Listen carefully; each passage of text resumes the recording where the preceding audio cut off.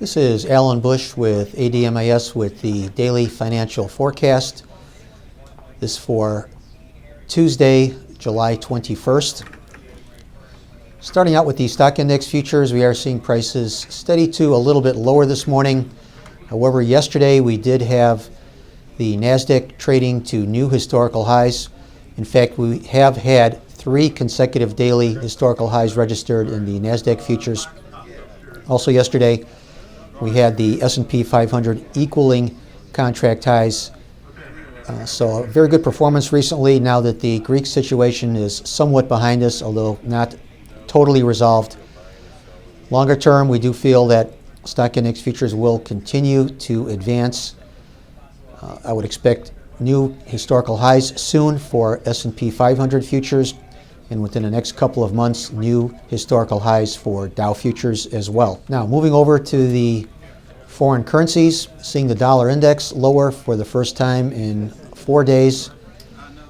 Dollar weakness on very limited news, so we're under some pressure with no apparent explanation as to why the weakness we're seeing over the last 5 days or so. The dollar has generally been strong. This almost primarily due to Janet Yellen's interest rate comments predicting that the Fed will raise interest rates later this year. But it looks like that influence to some degree has run its course with some pressure in the dollar this morning.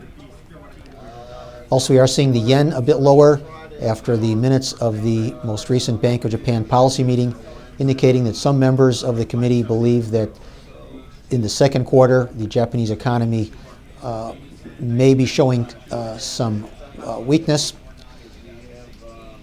Longer term, we do feel the dollar index is likely to head lower, but there are so many cross currents in currencies right now.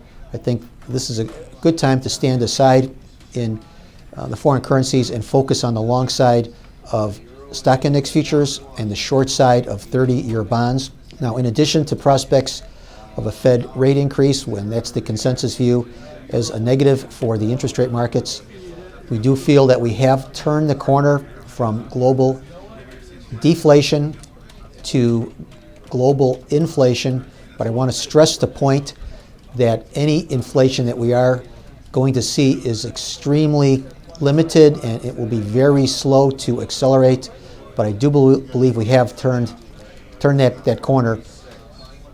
So with that in mind, that is a negative for the long end of the curve, namely the 30-year bonds. Lower prices are likely, and I think we will be seeing new lows for the move within the next month or so for the 30-year Treasury bond futures. So good trading, everyone, and once again, remember, these are my opinions alone and are not the opinions of ADMIS or Archer Daniels Midland.